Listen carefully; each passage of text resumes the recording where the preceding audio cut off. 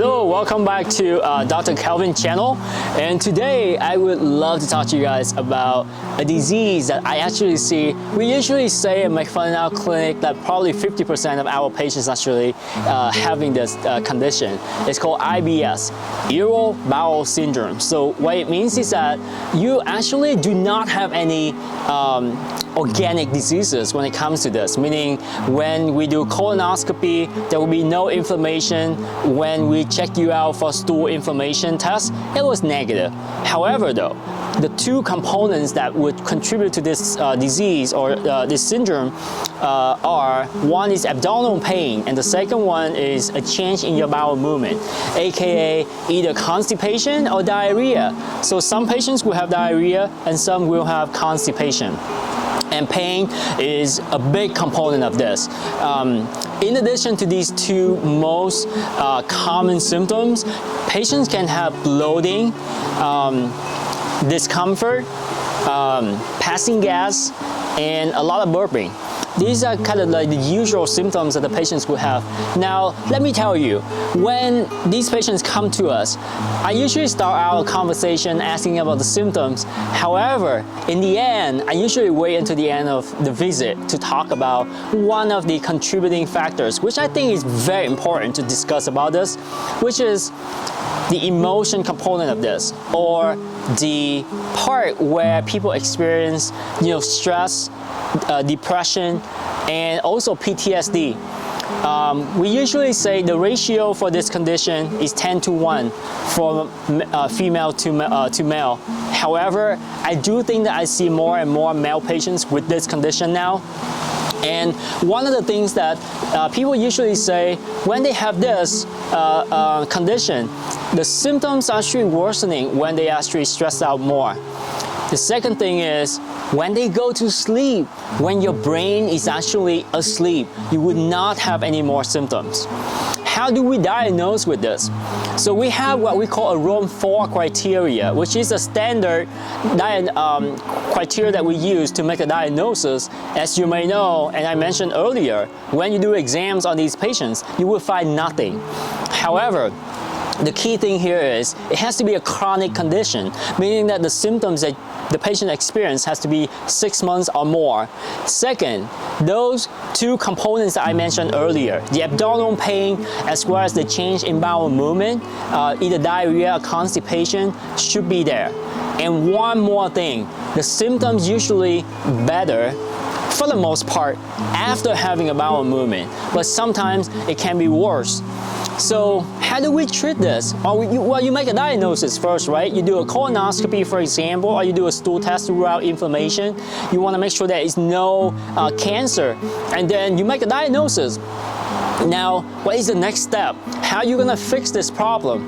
So there are medications that we would use. For example, antidepressants. For example, stress medication that can help with stress. There are different techniques that you can use in addition to medication. Meditation is one of them. Sometimes I recommend the patient actually do yoga, workout, wherever that can get you out of that mental status that kind of trigger it. And for me, well, I don't think I have IBS per se, but sometimes when I get stressed out, I could tell that my bowel movement routine actually would change. And how do I fix it for myself? Well, one of the techniques that I would use is I get into orchid. So about a year and a half ago, I started noticing that, I do have an interest in growing plants in general. And horticulture somehow fascinating to me. And so I got into orchids, start growing a few, and hold below, I have now a greenhouse, I have a shade area, and also have another area under my trees that I can grow orchids. So today I'm here in a nursery and I want to show you guys around how beautiful things are. Unfortunately, it's raining right now. You can see I'm holding the umbrella, but as beautiful as it sounds, you can see here, like when you're in this environment, it's green, it's very relaxing, and you can see like all the beautiful plants. The best part is just like the way I look at orchids is like for each orchid, when you grow them, it's almost just like you make a diagnosis for the patient, and when you can figure out how to grow them or fix them and make the best out of it, meaning they will flower for you. That was like the best feeling in the world. It's just like you succeed in something. It's kind of the same feeling that I can fix my patients. I think that's kind of like the similarity that we'll see in growing orchids and fixing my patients. So I'm gonna walk around and show you a little bit about some of these beautiful orchids. It's in the winters, you would not see that many. However, if you look around, the scenery here is awesome. I'm gonna take my umbrella down. I think the rain kind of stopped a little bit already, but just check it out. Like these like awesome plants right here. Some are actually on the outside of the greenhouse. They are not orchids, but they're so beautiful. And look at this giant plant. Imagine one of the things about orchids when you grow them, you have to know about what type they are, what species they are they a hybrid orchid or not, what environment that they will live in, are they cold tolerating or are they warm tolerating.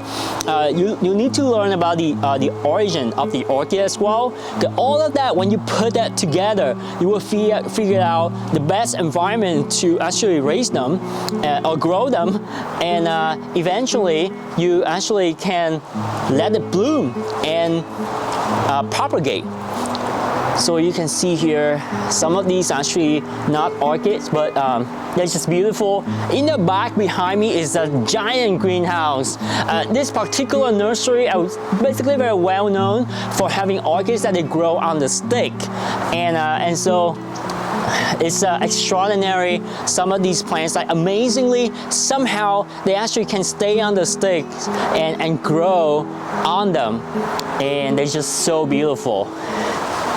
And again, throughout the years, you actually can see different kinds of orchids will bloom at different times. You just have to figure out how to fertilize them and make them bloom.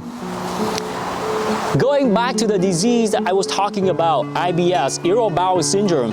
So for me, it's orchid. For you, it could be something else. It could be going to the beach, take a walk, play volleyball, but play basketball. Something that would trigger you to, or get you out of that mentality that you know that would put you down that rabbit hole, and you don't want to get into that. It's almost like a vicious cycle. I mean, you're already sick, you already feel so depressed and tired, and now you have to deal with another illness. And because of that, you will feel even sicker. So the bottom line is, this disease is very common. We just need to figure out how to get out of that cycle. It could be with medication or a change in the behavior. And we also have medications for the symptoms, either the constipation or diarrhea. We can help you as well. But don't be so hopeless about it. Because I do have patients that come to me, they think, oh, I was diagnosed with IBS, there's nothing else that can be done for me, which is not true. And in the future, I will have another episode just to talk about probiotics and prebiotics, which I think also play an important role in fixing IBS. With that, I'm gonna get back into the house now. It's gonna rain again. I don't wanna get sick. So ciao and see you in the next time.